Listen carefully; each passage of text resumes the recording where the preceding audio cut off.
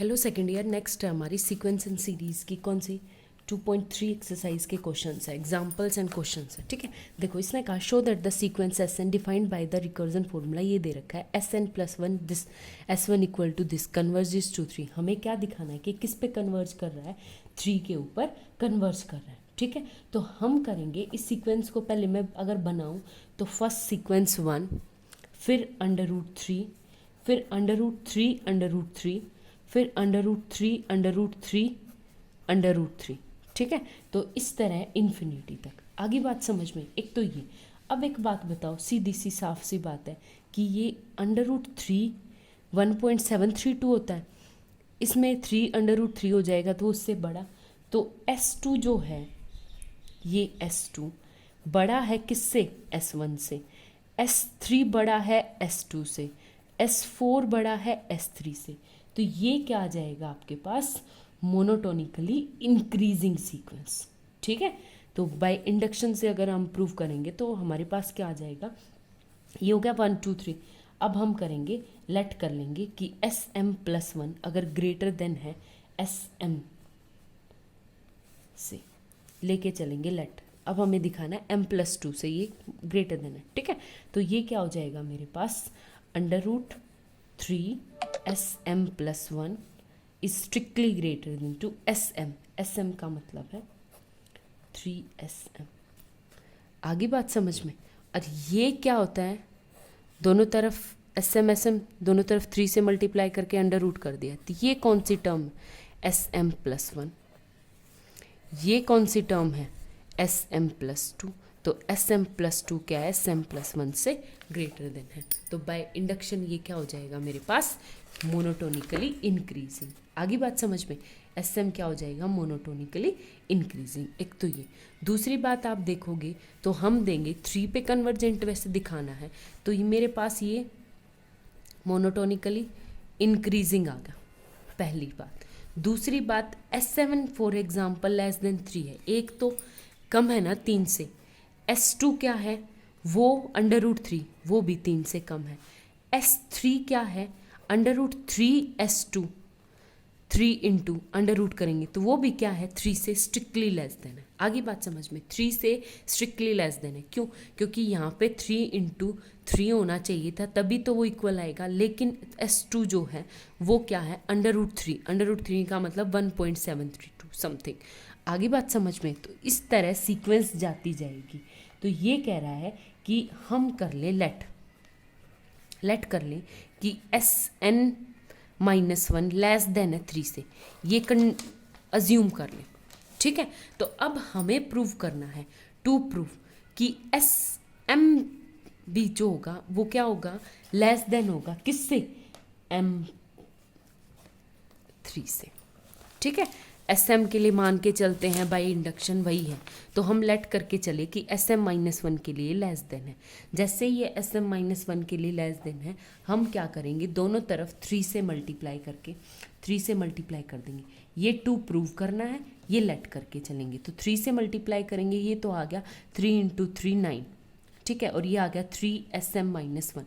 अभी भी less than strictly रहेगा, दोनों तरफ अंडर रूट लूँगी तो ये क्या आ गया, लेस देन 3। और ये under root 3SM minus one का मतलब होता है SM is strictly less than two 3, मतलब 1 2 कंडीशन तो है। फिर SM माइनस वन के लिए हम लेके चलेंगे और SM के लिए हम प्रूव कर देंगे। तो अब ये क्या आ गया कि मेरी जो सीक्वेंस है वो लेस देन 1 है, यानी मैं बाउंडेड है। तो SN क्या हो जाएगी आपकी, बाउंडेड एंड मोनोटोनिकली इंक्रीजिंग। ठीक है, बाउंडेड एंड मोनोटोनिकली इंक्रीजिंग। जैसे ये बाउंडेड, अगर मेरे पास कोई सीक्वेंस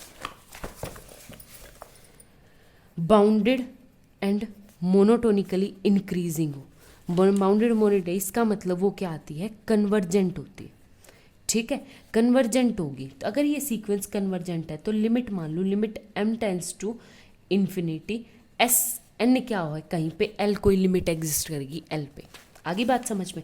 तो अब हम क्या कर दें कि एक बात बताऊं, मेरे पास क्या है, limit n tends to infinity SN क्या है, limit n tends to infinity under root 3 SN minus one.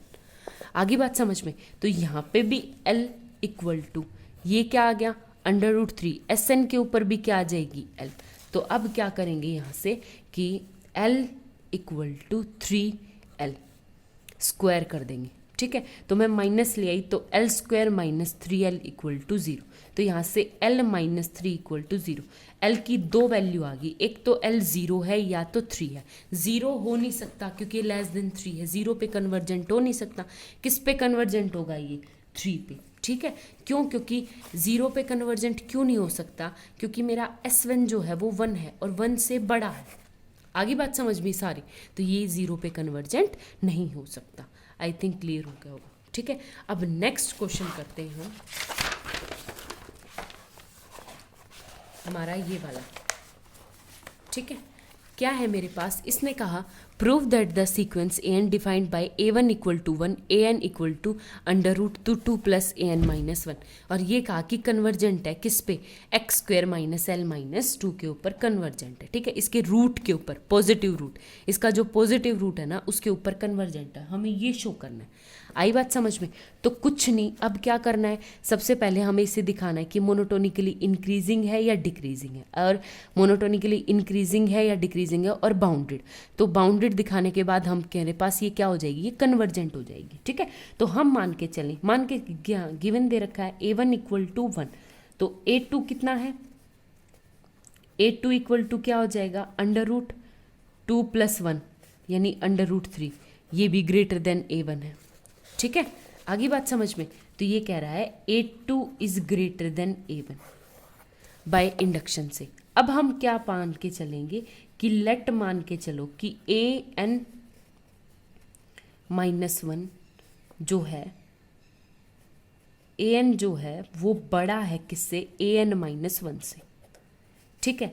To prove, हमें प्रूव क्या करना है कि an plus 1 strictly greater then an से, ये चीज़ हमें प्रूव करनी है, ठीक है। तो लेके चलेंगे ये, हमारे पास क्या है? an is greater than an minus 1, ये चीज़ हम गिवन मान लेट करके चलें, लेट करके। तो an में अब मैं क्या करूँ? दोनों तरफ 2 ऐड कर दूँ, तो मेरी ग्रेटर देन के ऊपर कोई फ़र्क पड़ेगा नहीं, तो +2 ठीक है।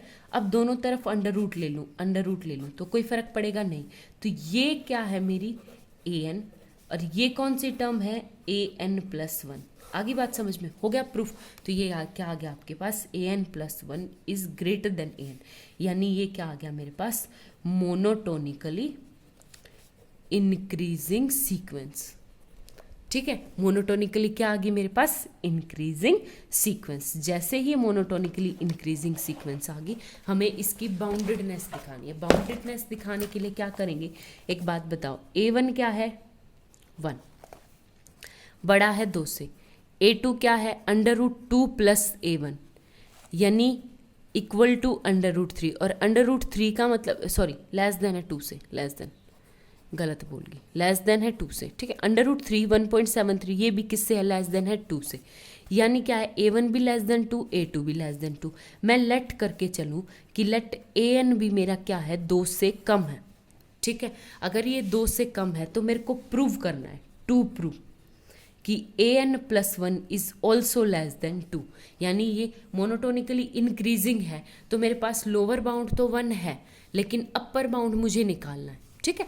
तो an plus 1 is less than 2, ये चीज़ हमें प्रूव करनी है। गिवन हमारे पास ये है कि an क्या है? लेस देन है 2 से, बाय इंडक्शन मेथड।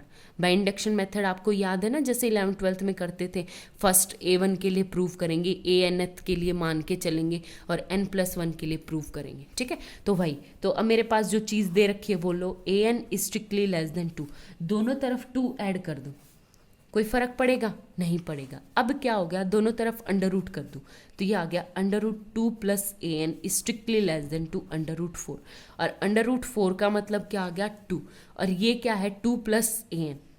आगे बात समझ में? 2 प्लस an का मतलब है an प्लस 1, ठीक है। तो an प्लस 1 भी क्या आ गया? 2 से छोटा। तो आपका अपर बाउंड क्या हो जाएगा? 2। जैसे ही अपर बाउंड 2 होगा तो इसका मतलब ये मेरी sequence monotonically increasing and bounded है, ठीक है। 1 और 2 के बीच में बाउंडेड है। आगे बात समझ में।